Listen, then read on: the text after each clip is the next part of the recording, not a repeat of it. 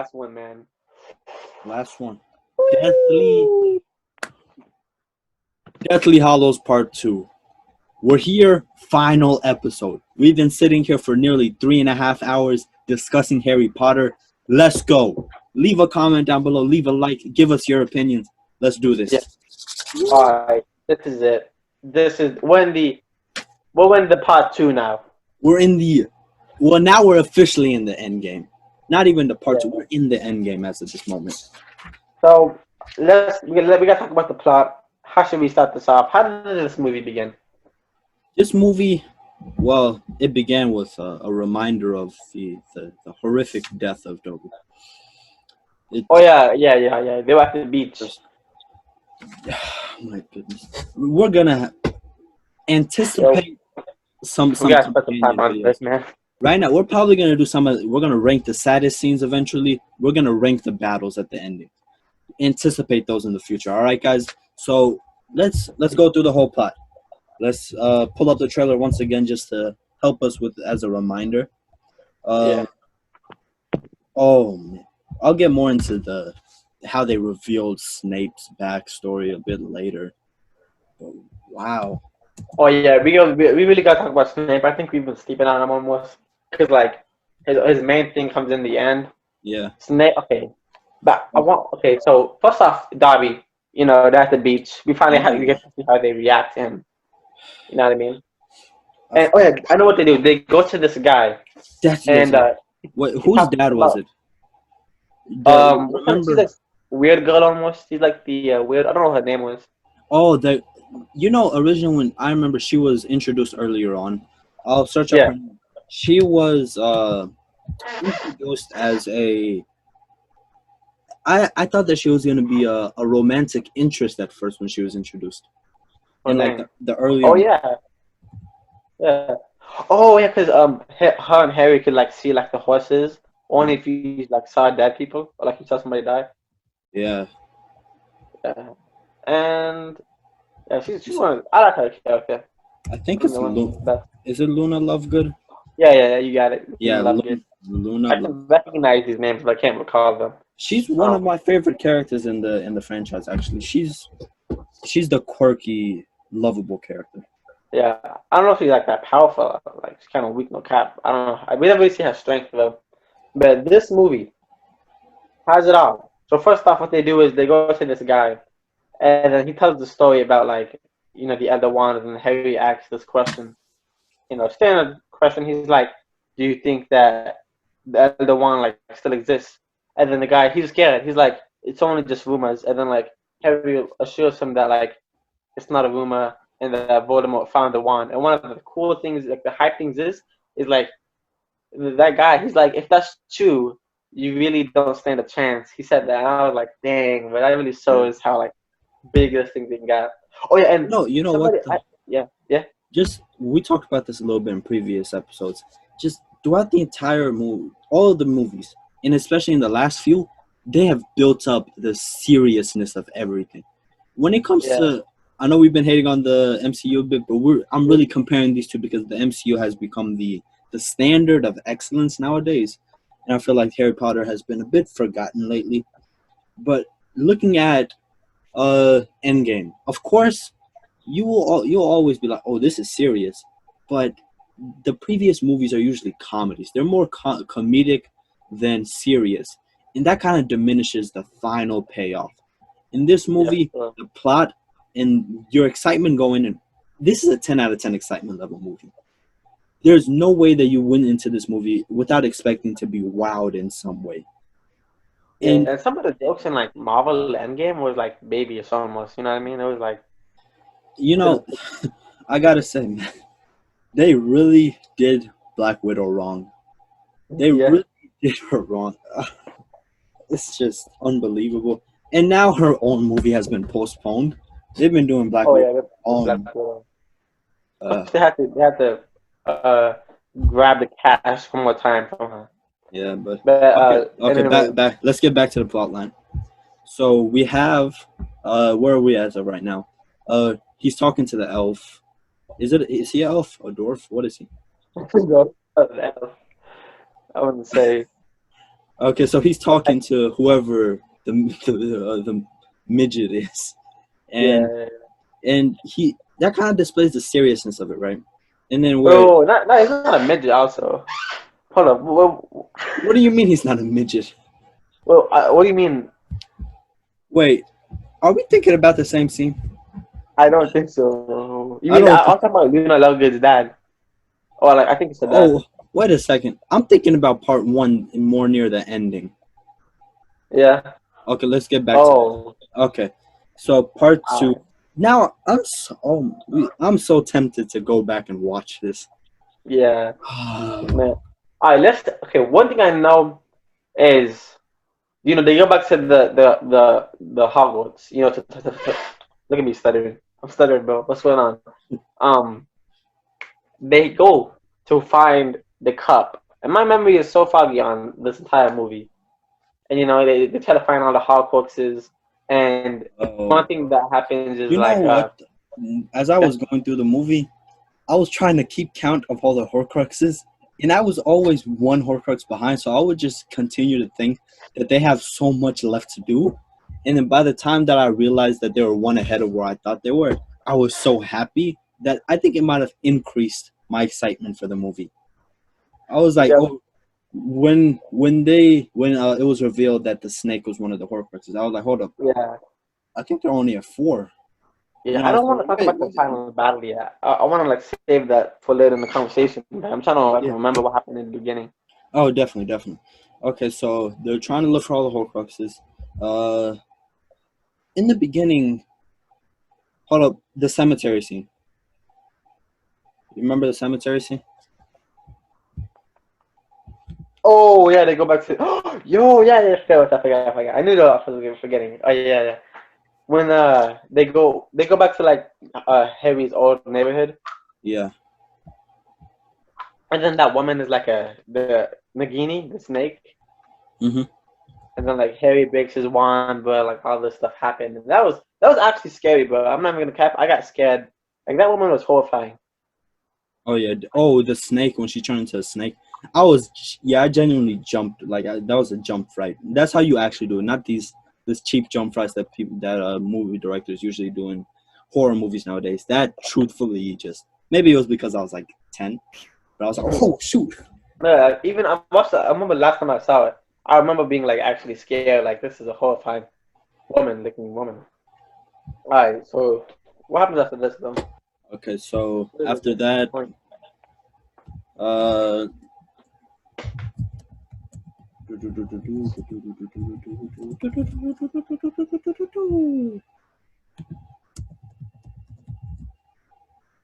okay. I can't remember anything except like the ending for some reason. I don't know. I really just want to start talking about the Yeah, final okay, let's just battle. go for it. The Let's final talk about the battle, battle. but Okay. let's talk Well, about it. you know what? We'll get to the battle and really go in depth with it and the payoff. But for right now, plotline wise, anything that everybody needs to know, and everybody probably already knows, the final battle is one of the best ever.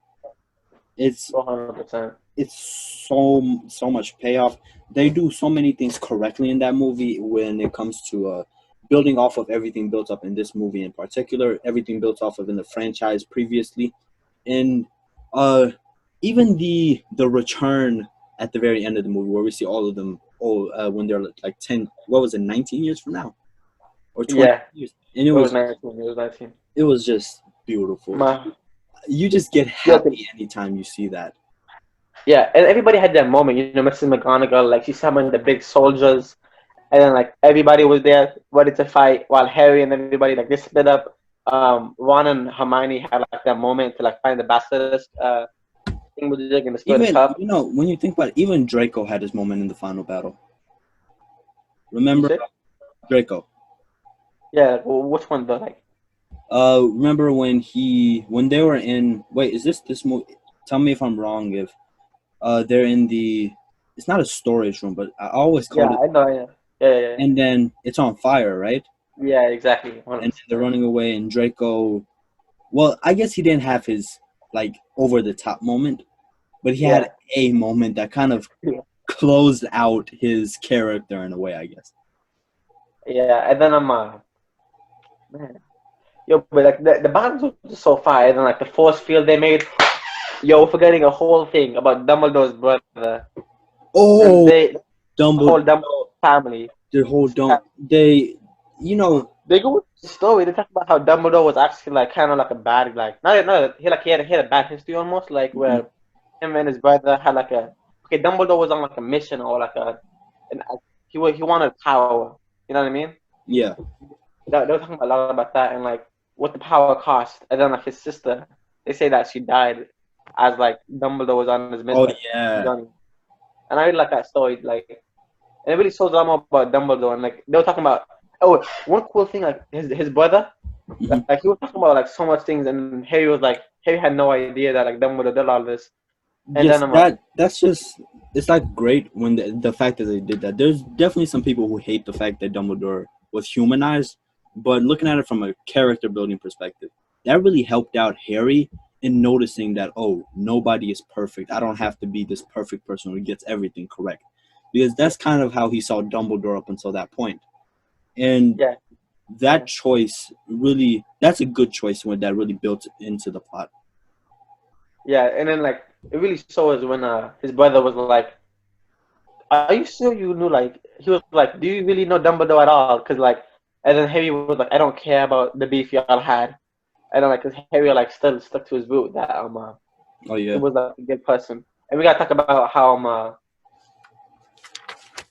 hold up, was this in part one or part two where Severus Snape and then like his whole thing gets revealed to where like it's revealed that oh Harry goes to like this like he goes back to Hogwarts.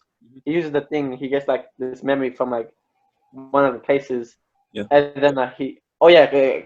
So like when he walks into Dumbledore's office, like it comes to him almost like I guess Dumbledore set it up to where like it would come to him automatically, and then like so he watches the whole story about Severus Snape, and we finally get to learn that Severus Snape the whole time from the very beginning was watching over Harry Potter, and that like him and Harry's mom had like a whole thing, and then like how Harry's own dad was kind of like and then like was almost like a bad person almost, like but he Oh still like yeah, won over the girl. yeah.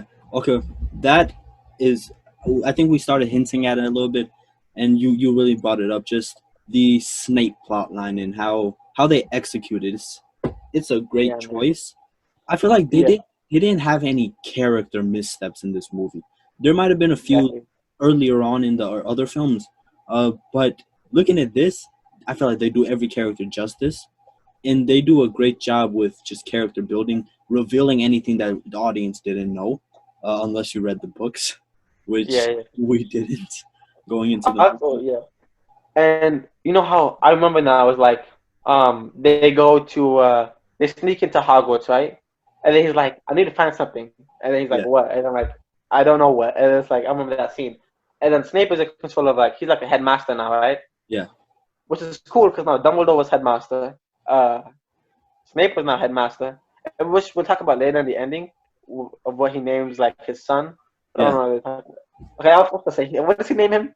He names him like Alvis Severus something something Potter. he had like a whole bunch of names that paid homage to a whole bunch of Yeah, like three different characters. yeah. And then like he says to his son like you were named after two great headmasters, and he's talking about Snape and Alvis, which is really cool. I thought that was amazing detail. But like one of the really cool scenes was when like the students take control of like Oh, Hogwarts, and then verse. like Mrs. McGonagall has the time where she starts shooting fire to like Snape, and then Snape is like boom boom boom, and then they start to close off the building and boom, and then like the whole war goes Just crazy, okay. man. Before we go on even more, because there's a whole bunch that happens in this movie. Well, not like a whole bunch. I feel like this movie of everything is the closest to a an organized structure, I would say. Just in like, they have the clear exposition, they have the very clear second act, and they have the very clear ending, because all the other movies were really building up to this. So now you finally got to see the ending of the entire franchise. Obviously everybody went in excited. The plot, everything that they included, there weren't a lot of character mishaps. They did a pretty good job overall. I will say that I think I know what score I'm going to give it. Do you have any more things to say before you give it your score? For the plot. Yeah, for plotline. Oh, but when I'm done talking about the plot though, bro. Remember what happened after the war? No, in the middle No, of the no, no, war, no. Wait, Harry's no. like, No, I actually want to save that until we get to payoff. oh, okay, Obviously, oh, obviously, alright. after the war, we got to see Harry finally confront Voldemort in the highest of points, and Yeah, we got to see Harry's death, Harry's resurrection. It's amazing what they included. We'll get more into that when it comes to payoff. Let's. alright. You got your score for plotline? Plot, yes. Let me write that down.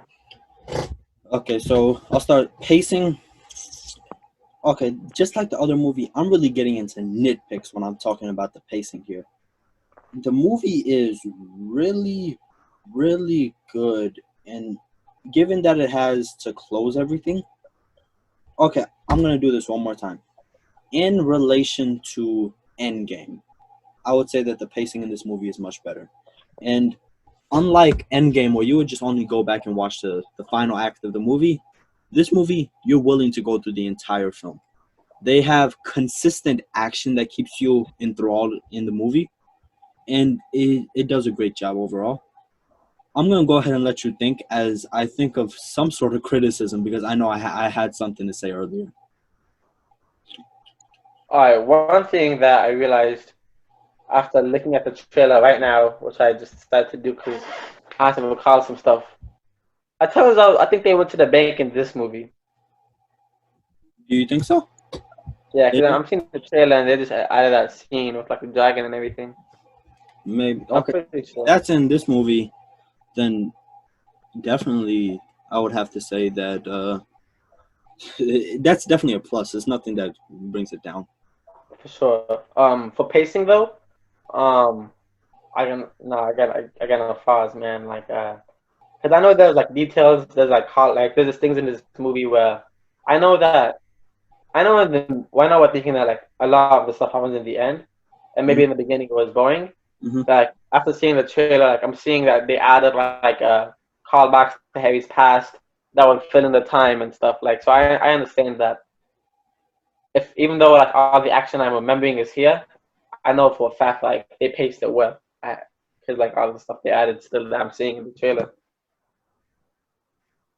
Okay, so I would say the pacing overall seems pretty good. And I just remembered a criticism that I saw earlier on. Uh, I heard somebody say that the pacing at the end seems rushed. However, I don't feel that way at all. I feel like it's perfectly not maybe not perfectly timed. There are some areas just again these are like really nitpick areas where maybe obviously nothing's perfect, so something here that you have to change up, something here that you might have to change up. But overall, the pacing seems pretty good to me, not rushed at all. Everybody got to have their moment at the end. Everybody got their ending. No, even go ahead. No, yeah, I'm saying for sure. You're right. You're right. I agree with that. And What's the sword's name? was I'm gonna maybe the Sword of Alexander. It was the Gryffindor. It was something with Oh, Gryffindor. yeah, the Sword of Sword of Gryffindor. Gryffindor. Maybe? Yeah, yeah. Who Oh was wait, it? never. No, yeah. Never Longbottom. When he picked up the Sword of Gryffindor, even him, who seemed uh pretty much throughout the rest of the movies as just like a comedic effect, you can finally see his use. You Yo, see, they say the prophecy shows that it's either Harry or Neville who the prophecy is oh talking about. yeah, I saw just that in a theory. the wording, and then once again the build up in previous movies, how they worded the dialogue when they're like, oh, wasn't it his parents also died, right? Yeah, Guy and for they're both born in like the end of July. yeah. And actually, Neville was born on my birthday. Actually, you know what I mean, I could be the chosen one, maybe, you know. But yeah, that's fine, man. All right, we gotta talk about the main thing.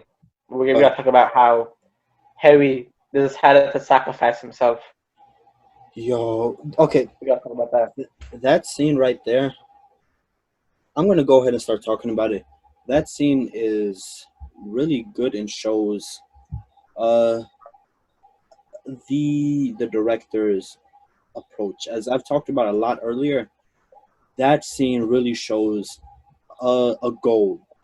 You know, a lot of the scenes in the movie obviously have some sort of goal, but that right there, when he finally gets to reconcile with Dumbledore, and this is after he has gone through all of these experiences without Dumbledore. It's been what, 2.5 movies now, or a movie and a half, where he hasn't had Dumbledore around to help him.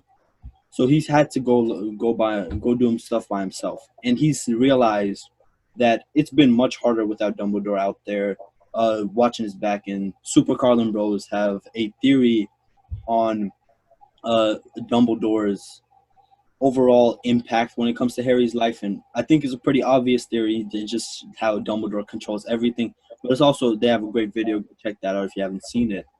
And overall, it's just amazing that scene, how the pacing is perfect. They really do not rush anything right there. You would agree with that, right?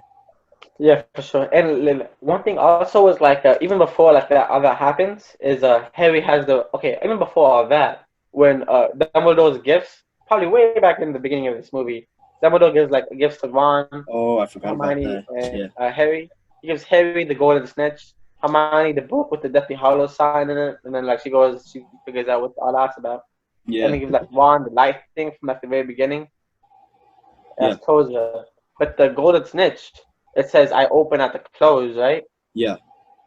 Only put his mouth on it, because that's how he first caught it, which is like 100% full circle. I love it. So also then so they're at the place, and then Harry he touches it with his mouth, and then it opens, and it's the resurrection stone, which is fine. And then he gets to talk to his mom, his dad's there, Severus, the whole squad is back together, and then like Harry's like, I'm scared.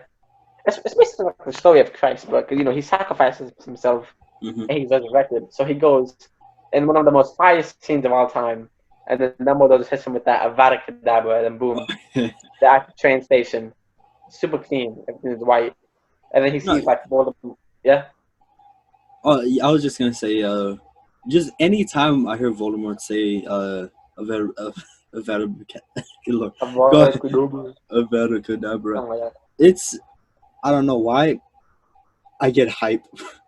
I Yeah, get it is happy hype. for some reason. This is the most. He's the best villain of all time. Okay, the best villains fade away. I'm gonna say that. That's a fact. Voldemort I faded gotta, away. Thanos faded away. Who else faded away? I gotta say, the best villain. What do you mean by best villain of all time? Well, actually, we're gonna have we had a podcast on this, I think. Remember, we filmed this a while ago. So I believe we're going to have a podcast, or we're going to film one, and then we're going to post that probably before this, where we talk about best villains of all time. I would definitely say there's a lot in contention. You know, you got Joker, obviously, you have Thanos. You have Loki even. Loki's a pretty good villain when you think about it. But they didn't fade away though. Bro, who faded away aside from these two? I had a list, but I can't recall it for now. Okay, we'll talk about it later. But okay, go back to what you were talking about. Five. Yeah, go ahead. Yeah. Yeah. So what's his name? Draco's mom goes to like check on like the body of Harry, Mhm. and then so she asks, "Is Draco still alive?" And then Harry like still nods his head, Mhm. and then it's like he's dead. So she's like, she really took up for the team then, but if it wasn't for her, and so they go back to the school. Oh, One and of the finest moments, bro. in the Voldemort's scene, like, yeah, remember the scene right before Harry went into the forest, where it was Harry's parents, it was Sirius Black, and who was the other teacher? Lupin, Oh, Professor Lupin. yeah, He's not dead though. Is he no, dead? no, no, I think he died. Remember, there was a scene where he saw the body of Lupin. Maybe. I don't know about that though. Maybe it's serious. I don't remember him dying though. Lupin. I was about to say Lupin. I think so. Yeah, he died. He died. Both him and his wife died. Oh, I think it was in the like. Oh, wasn't it when they were protecting? Yeah, you're right. He died. You're right. You're right. Yeah, 'Cause I yeah. think it was when And they were. Yeah.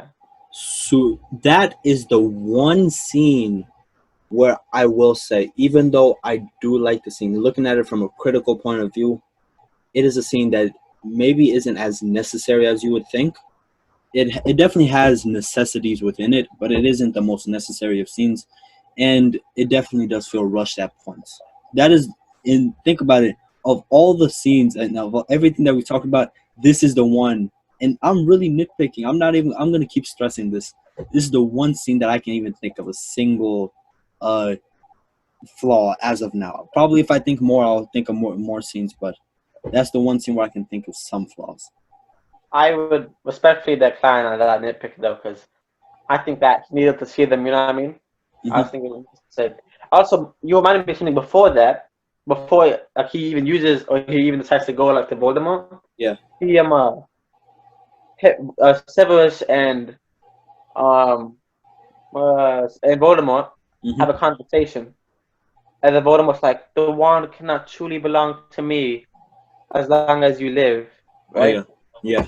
Oh, when Sirius, no, I was about to say Sirius. When Voldemort kills Snape, originally, you really do not. Well, you don't feel the impact as much as you do once he comes back. Once Harry goes back, and where the truth is finally revealed, and even if Yeah, this because is I just one remember thing, he took a tear to find that out. You know what I mean? yeah. When you think about it, this is where it's amazing that the fact that this is a franchise. If this wasn't a franchise and then all of a sudden this is a standalone movie, you wouldn't understand why they added that. But looking back to all the other movies, I said in the other podcast that we would wait until now to bring this up. The scene in Half Blood Prince where Snape tells Harry to go under the bridge before he goes and kills Dumbledore.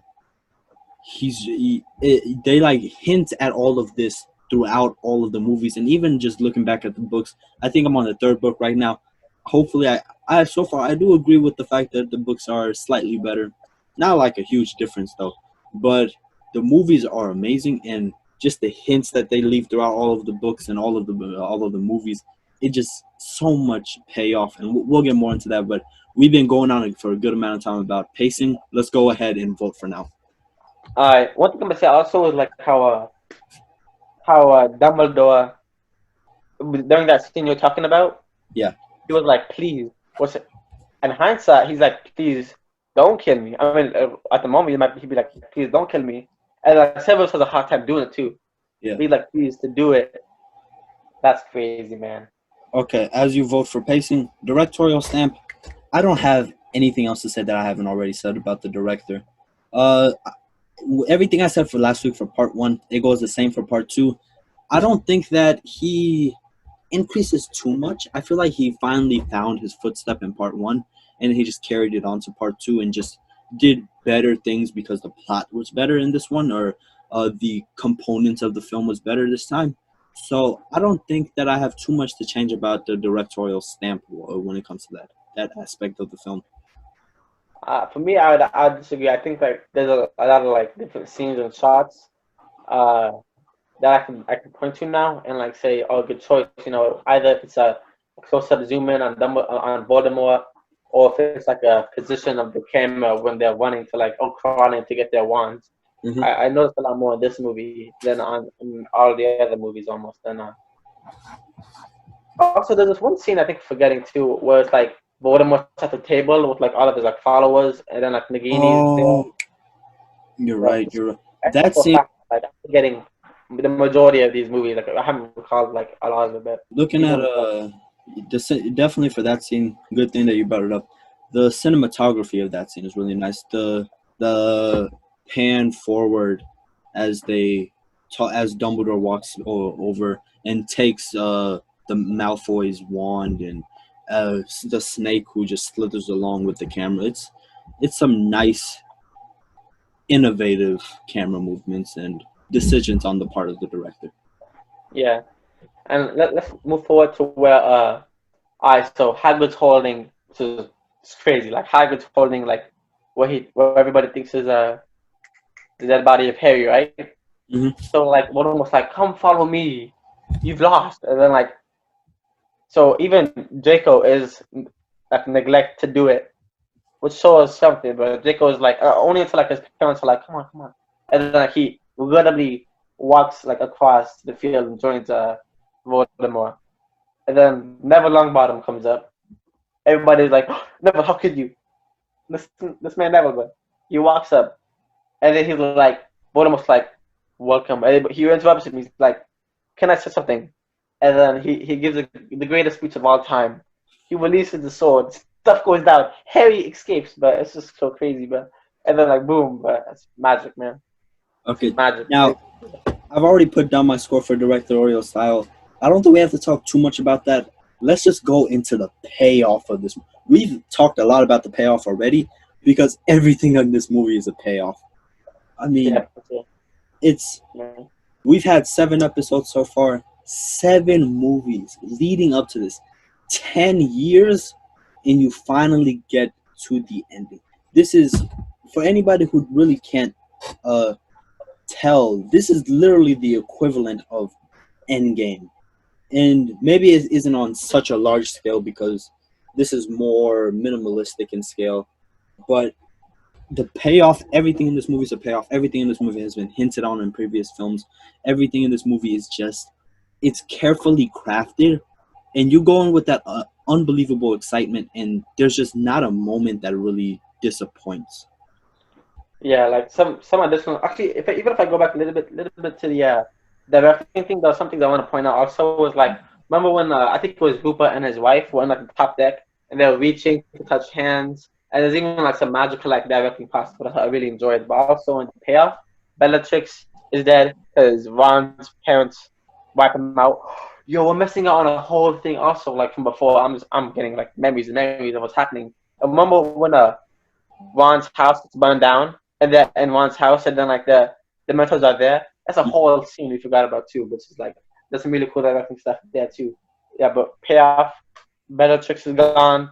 Everybody gets their moment, 100%. And we got to talk about the ending. Well, first the payoff between Voldemort and Harry when they finally just dueled it out is amazing. We finally get to see that. Yeah, I feel like a lot of people only focus on that final battle between Harry and Voldemort when they think of the payoff, but there's so much beyond that that really plays into the pure brilliance of this movie. For sure, man. And then like Harry, he breaks his own wand. He breaks the Elder wand. He just gets rid of it. He's like, I don't need it. He's too fine. Dude, everything, even when we're thinking aside from like a fanboy payoff, think about it from like for me, just like a payoff as a cinema appreciator. Just thinking about all of the character payoff, the everything from the plot to just think about how the movie itself was made. Everything, think about the CGI. Even everything, look at the improvements from that original movie in 2001 all the way to this movie in 2011. Even look at we're looking at Voldemort's face now and then his face in the original movie. It's so much that has improved, and everything from Voldemort's face all the way up until the movie itself. I really don't have any complaints when it comes to payoff. I'm just gonna go ahead and give it my score. Yeah, let me just say one thing. Also, for some reason, I'm remembering this one thing from like a past movie we didn't talk about where they're playing like on a chessboard, a gigantic chessboard. What was it like? And then the big dog. I remember what you're talking about. I can't remember the name of the movie though. It was Social Stone. It was the first one I'm thinking about. It's crazy how I'm now remembering all that stuff. You know, you gotta go. Okay, anyways, I'm not gonna focus on that. Payoff also. We gotta look at Let's talk about the ending. The scene, the ending. You want to talk about the ending? Let's talk about it. I mean, what is there that is to hate about? There's literally nothing to hate about this. And honestly, but when everybody saw the 19 years later, everybody's soul dropped, bro. Man, I would spend 19 years of my life watching what they did. 19 years during that time. I really feel like I know a lot of people would say this for some franchises, and they wouldn't really understand the heftiness of this. But there were many people who would be willing to sit through a show that chronicles 19 seasons of Harry Potter's life, following 100%. in between. And just the fact that there are so many people who will be willing to do that, this is an amazing scene. Even just the choice of having the names. You were talking about it earlier. I searched it up, but I already forgot it. I think it's Severus something. Maybe Severus Albus. Julius Severus, I think. Yeah. But it's cool to see the whole family. Like, James. they have their own whole family Albus. now. Albus Severus. Albus. And he also has one of his kids' names, James Sirius, after Sirius Black. Oh, that's right. That's right. Man, that's what I'm going to do too, for a fact. My kids are going to be named. Yeah, I'm making me share Ethan, Billy, Andrew, Antenna, etc. Your kids I don't are gonna want to, hate you. there's always more people to name, but. All right. Let's go right. I don't know what I'm going to name, but okay. Continue to give your opinions. We'll go into critical acclaim. Okay, so far the highest rated movie on Rotten Tomatoes has been a 90% with Prisoner of Azkaban, and I feel like we said it. That's too low. Harry Potter and Deathly Hallows Part 1, a 77, the lowest, and we definitely think that's too low. Now let's go ahead for this one. Let's give our predictions for what is going to be rated. I'll go ahead. Remember, this is Rotten Tomatoes. I'll say it's going to be rated a 95. There's no way it's lower than that. Okay, realistically, what it should be rated is a 99, at least. But what I expect from Rotten Tomatoes is they're going to do a study, and they're going to give us an 89. They're going to give us an 88. Okay, so let's see. You say 88, I say 95. Come on. Oh, yes, sir. 96. I'm glad about that. I'm happy to be Rotten Tomatoes has done a great job. The audience score, however, is at 89. Bruh. These book fans. 96. And this is... I don't have too many complaints. Let's look at it in reference to other movies. Let's think about Lord of the Rings 3. These are like the movies that concluded something epic. A 93. This is actually higher than Lord of the Rings 3. I feel like that's really controversial, and I'm not gonna lie. I don't know which one I would go with between Return. Really, Lord of the Rings is that good? Lord of the Rings is pretty good. I'm probably. I'm Harry thinking Potter level. about returning. Oh, definitely, yeah. Deathly Hallows Part 2 level good. Yeah. I feel like it's back. This is like one of those things, like back and forth. I'm really gonna have to. I'm thinking I'm gonna go and rewatch both of these eventually, sometime in the near future, and I'm really gonna think about which one is better. Just Return of the King and Part 2. Now let's think about Endgame. Endgame, which is, I think this is a 94. 94. Deathly Hallows was rated higher than both. What other movies are there that really should be that high, pretty high? When you think about like ending. You're right. Like, how is Black Panther higher than this movie? Exactly. Even Black Panther has a 97. I really don't get that. But okay, let's see IMDb. Guess for IMDb. Remember, Harry Potter and the Deathly Hallows has 7.7. The highest so far is Prisoner of Azkaban with a 7.9. You can guess first. For IBD, the IBD score? Yeah, IMDb. I'm going to guess 85. 8.5. 8.5? Yo, yeah. That's high. That's really high for IMDb. But I'll go ahead and say a 8.0. Or I'll go with 7.9. 7.9. All right, okay. 7.9, 8.5, and we have a 8.1. Wait, that's like in between almost. Probably. I respect that. That's pretty high for a movie. Harry Potter and Deathly Hallows Part 2, 8.1. Looking at Endgame is a 7.3. That's actually no. That's see what I'm talking about. IMDb rates Black Panther at a 7.3. That makes sense. A 7.3 is correct for Black Panther. Now Endgame is a 8.4. It's higher. Shouldn't be, bro. I don't think it should be either. But Yeah. let's see. Return of the King is a. I feel like this is a 8.9. 8.9. IMDb Really? loves the Lord of the Rings movies, and I feel like it's pretty deserved. Cinematically, they're like amazing movies. Even their payoff and all the categories we're talking about, they're pretty high up there. If you have you not seen them? I've seen them, but like I really don't remember much at all. Oh, So you gotta go back and just. You can really just binge watch them all in one day, and you'll probably love all of the movies. I All right, so we were talking about Harry Potter. What fans? But I'm number one Harry Potter fan of all time. That's a fact. I follow them on Instagram. I follow the not all of eight the cast members. so far, critical acclaim wise, 8.85, undoubtedly the highest so far. All Now, right. let's go ahead and go into our ratings. This is what everybody's been waiting for. After this, we'll rank and see which ones are really, which is the best movie. Right now, on your paper, before looking at any of the numbers, I don't really remember all of them. So predict which do you think is gonna win? I'll go ahead. So what do you Predict. mean? Put them which category? Yeah, don't try and remember the numbers. No, just like movie. Which movie do you think is gonna come out on top? Oh, put definitely this one.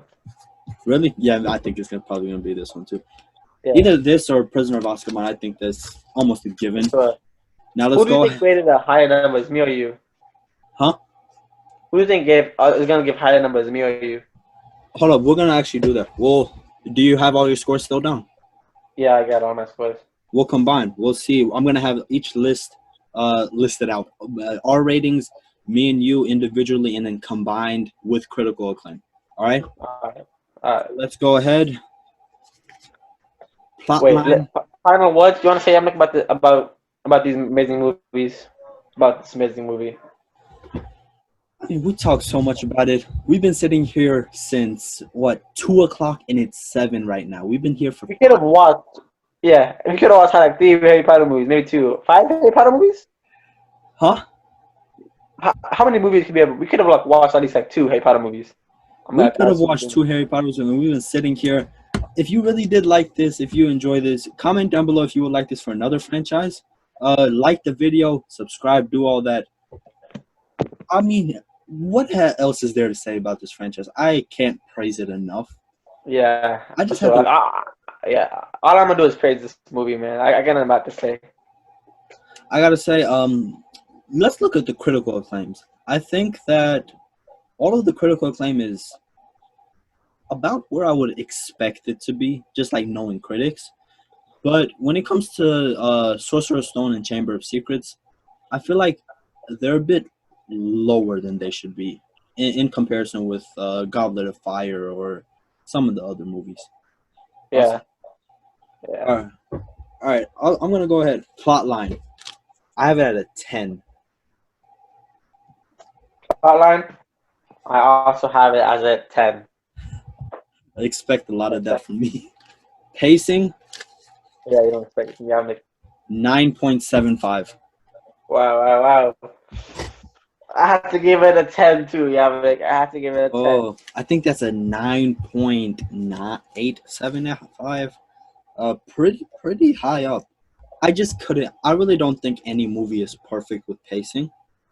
Yeah. So I gotta say, 9.88. I'll round up. Directorial stamp. You really did bump me up a little bit here. I've been consistently increasing the directorial stamp because I really do think it's getting better. 8.15. Okay, at first I gave it a 9.9, but I dropped myself down to a 9.8. Oh, you got yourself down. Okay, so 8.98. 8. Wait, you said for payoff? Now Yeah. Wow, for the payoff. Drum roll. We have a. I'll start off with you. All right. Payoff. Payoff for Harry Potter and the Deathly Hallows Part 2.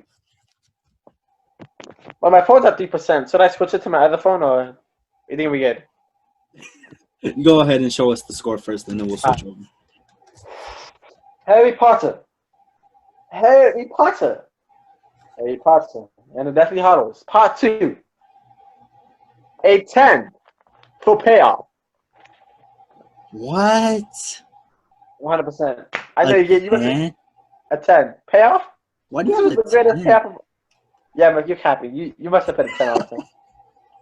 Hey! I know, yeah. Yo. This is the greatest.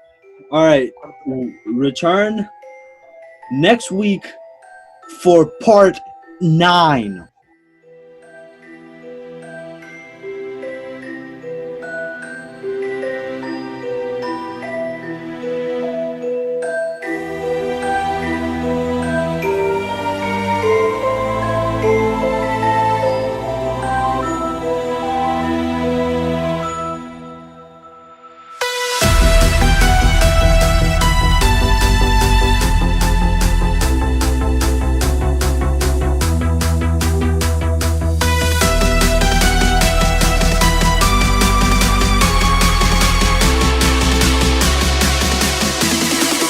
You're a wizard.